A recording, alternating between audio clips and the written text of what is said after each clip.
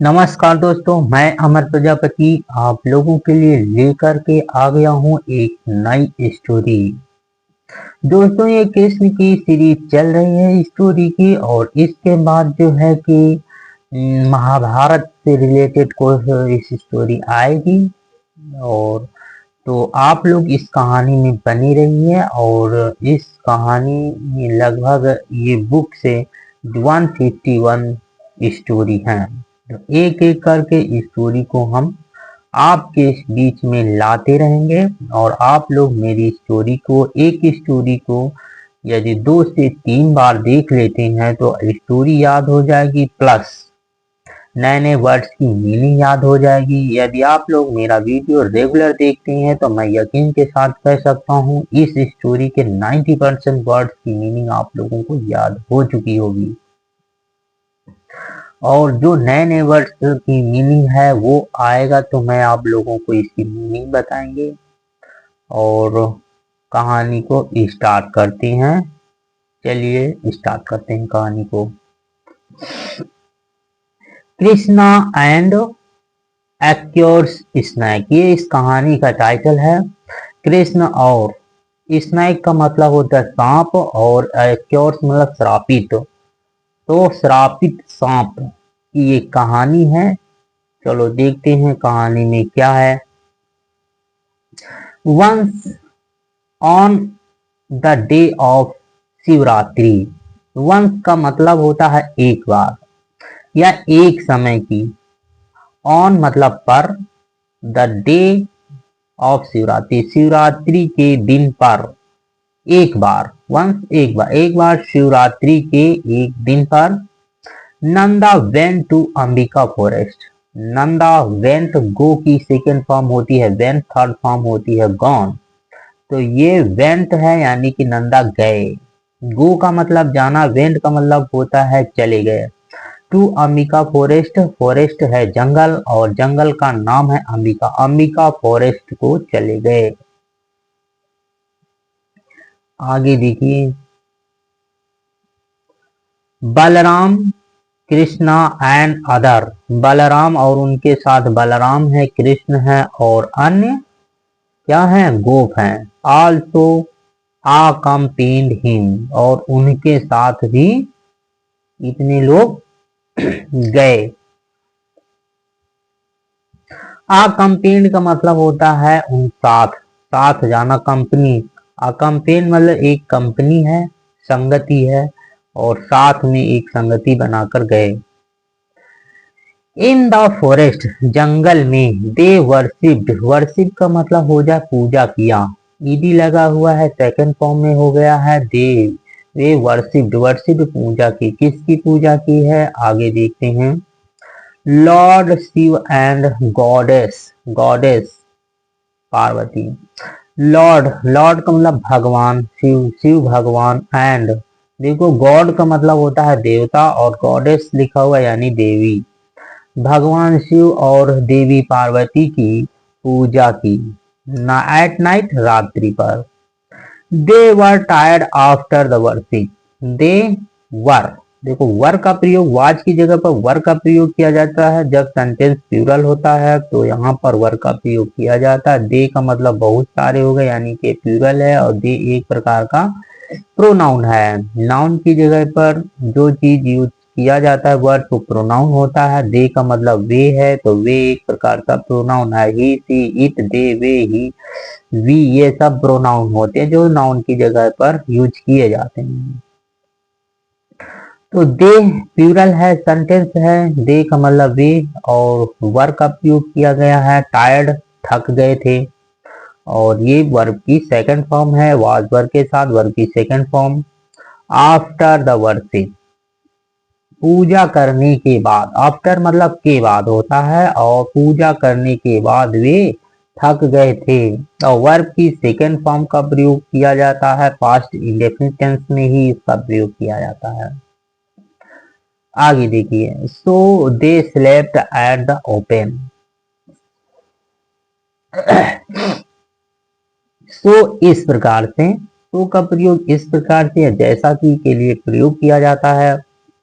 दे वे, दे का मतलब वे। Slept, sleep की सेकेंड फॉर्म होती है स्लेप्ट और इसकी थर्ड फॉर्म भी होती है स्लेप्ट। तो स्लेप्ट मतलब सो गए, दे स्लीप मतलब सोना, स्लेप्ट सो गए at an open place. Open place में खुले स्थान पर। देखिए यहाँ पर एन का प्रयोग किया, एन इसलिए प्रयोग किया गया है यदि इसके आगे वाला बाउल शब्द है, बाउल वर्ड से स्टार्ट होने वाले शब्द से पहले एक ही जगह पर एन का प्रयोग किया जाता है। और यह एट का प्रयोग किया गया, एट और ऑन का प्रयोग, एट का प्रयोग किसी स्थान के लिए व्यक्त करते हैं तो एट का प्रयोग किया जाता है, ऑन का प्रयोग किसी के ऊपर कोई वस्तु रखी है तो ऑन का प्रयोग करते हैं। तो आपने एट और ऑन का प्रयोग आप समझ चुके होंगे। ओपन प्लेस, खुले स्थान पर सो गए थे। आउटसाइड अ टेम्पल, एक मंदिर के बाहर। आउटसाइड के बाहर, टेम्पल एक मंदिर। देखिए यहाँ पर ए का प्रयोग किया, एन का प्रयोग नहीं किया गया क्योंकि अगला वर्ड से स्टार्ट हो रहा है वो कॉन्सोनेंट है। आगे व्हाइल, व्हाइल का मतलब होता है कुछ क्षण या कुछ समय के लिए, तो हम व्हाइल का प्रयोग करते हैं। दे वर स्लीप, स्लीप लिखा हुआ है। कुछ क्षण, कुछ समय के लिए, दे मतलब वे, वर मतलब थे, अस्लीप सो गए थे, सो रहे थे। स्लीप और अस्लीप का मतलब एक ही है, वे सो रहे थे। A big snake came crawling towards them. एक बिग बड़ा स्नैक सांप केम आया, कम की सेकेंड फॉर्म केम आया। क्राविंग, क्राव का मतलब होता है रेंगना और आईएनजी लगा हुआ, क्रावलिंग है यानी कि वह रेंगता हुआ आया। टूवर्ड्स की तरफ, देम मतलब उनकी तरफ। टूवर्ड्स का प्रयोग किया जाता है किसी की ओर। आगे यदि आप जा रहे हैं तो टूवर्ड्स का प्रयोग किया जाता है। देम उनकी तरफ रेंगता हुआ एक बड़ा सा सांप आया। He started swallowing Nanda from his leg. He started उसने शुरू कर दिया, स्टार्टेड शुरू कर दिया। swallowing का मतलब होता है निगलना, swallow का मतलब निगलना, आईएनजी लगा है यानी निगल रहा, तो वह क्या हुआ निगलना शुरू कर दिया। नंदा फ्रॉम हिज लेग, नंद नंद नंदा के पैरों को निगलना शुरू कर दिया। हिज लेग उनके पैर से, तो उनके पैर से शुरुआत कर दिया निगलना। फीलिंग पेन, जब दर्द महसूस हुआ, जब दर्द महसूस हुआ feeling pain. Nanda started screaming loudly, Nand ने शुरू कर दिया स्क्रीमिंग मतलब चिल्लाना, चिल्लाना लाउडली जोर से चिल्लाना शुरू कर दिया। Hearing his screams everyone walk up, hearing सुन करके, हिज स्क्रीमिंग उनकी चिल्लाहट, स्क्रीम मतलब चिल्लाना, उनकी चिल्लाहट को सुन करके एवरीवन सभी लोग वॉक अप। देखिए वेक की सेकेंड फॉर्म होती है वॉक और थर्ड फॉर्म होती है वॉकड, तो ये वेक की सेकेंड फॉर्म है वॉक। वॉक मतलब जाग गए, अब उठ करके, तो जाग गए और उठ कर बैठ गए। द गोप्स started to beat the snake using firelight.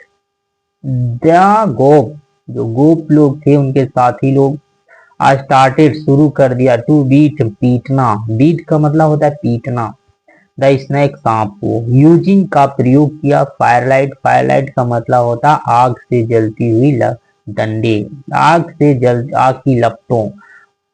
Fire मतलब आग, लाइट प्रकाश होता है और प्रकाश यहाँ आग की लपटें होंगी तभी प्रकाश होगा।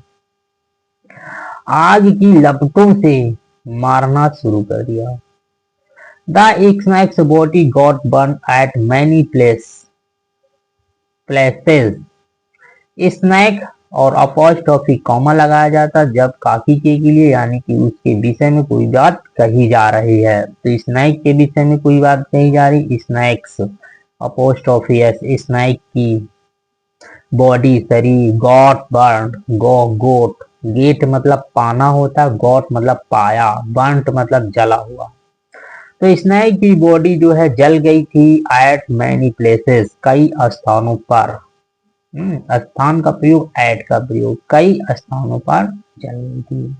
बट किंतु he still did not leave Nanda, किंतु बट किंतु ही स्टिल अभी, वह अभी भी, स्टिल का मतलब होता अभी भी, डिड नॉट नहीं, डिड नॉट लीव नंदा, वह अभी भी उसे छोड़ नहीं रहा था।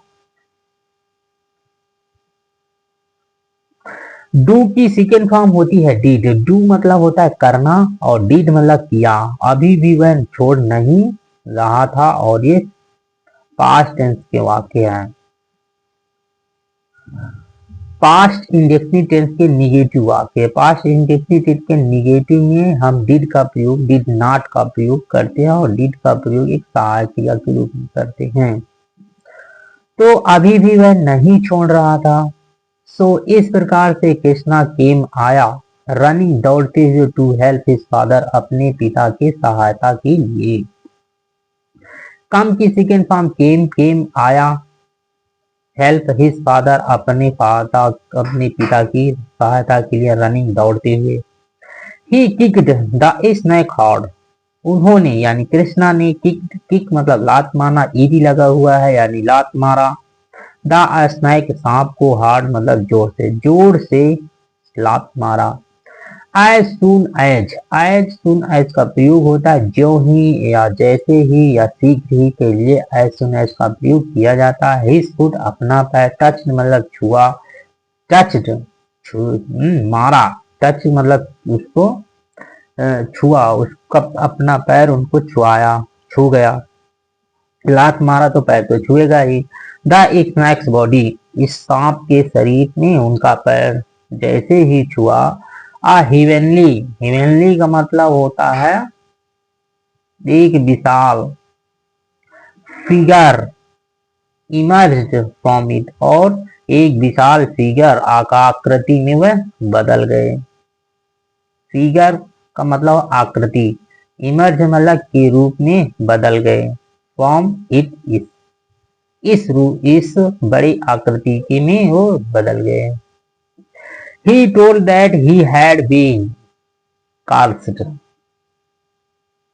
He told उन्होंने बताया, that कि he had been cursed उनको श्राप दिया गया था। उन्होंने बताया तो उनको श्राप दिया गया था। had been का प्रयोग किया गया पास्ट परफेक्ट टेंस में प्रयोग किया था had been, और ये एक प्रकार से पास्ट परफेक्ट टेंस है और वर्ब की थर्ड फॉर्म का भी प्रयोग किया गया है। had been कास्ड, वो श्रापित थे। और टू चेंज इनटू अ अगली स्नैक, और श्राप के कारण वह जो है बदसूरत सांप के रूप में वे बदल गए थे। वो बता रहे हैं कृष्ण को। अब उनके लात मारने से वह फिर से जो है मानव में परिवर्तित हो गए, विशाल आकृति में।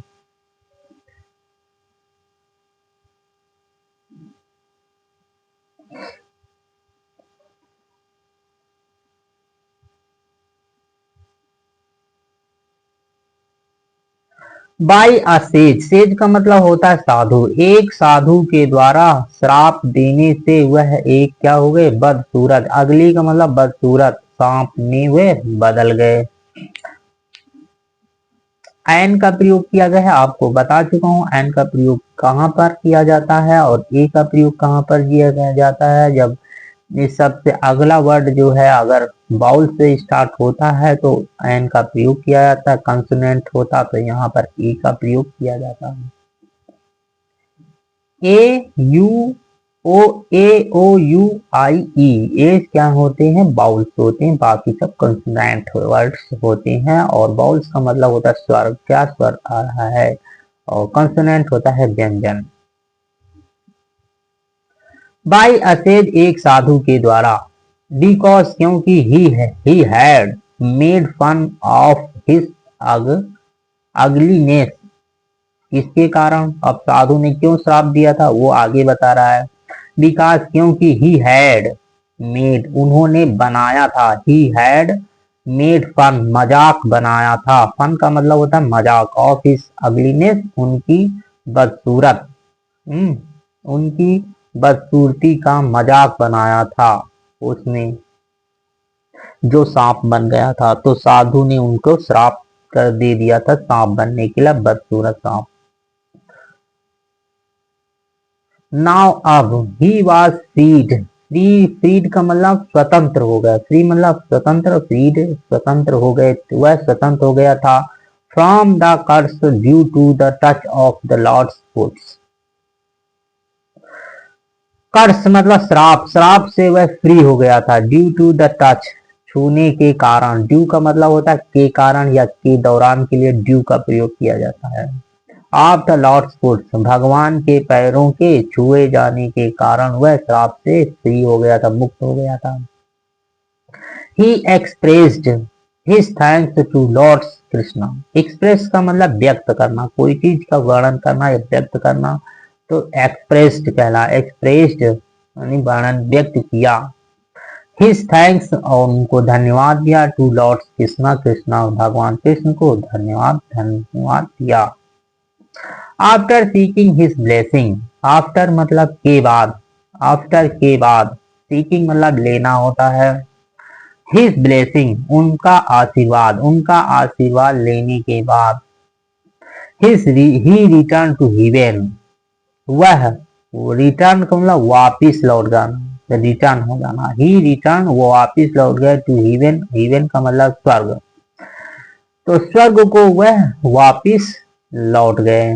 देखिए यहाँ पर था हेवेंगली, ये भी होता है स्वर्ग, स्वर्ग के आदमी के रूप में आकृति में बदल गए थे, ऐसे था यहाँ पर। उनके छूने से क्या था यहाँ पर? स्वर्ग, हेवनली, दैवी आकृति में वह बदल गए थे। तो आगे देखिए यहाँ पर भी है, हेवन मतलब स्वर्ग होता है, स्वर्ग में वह स्वर्ग को वापिस लौट गए थे। नंदा प्रेस्ड, नंद ने प्रशंसा करना, प्रेस का मतलब होता है प्रशंसा करना, ईडी लगा, प्रशंसा किया।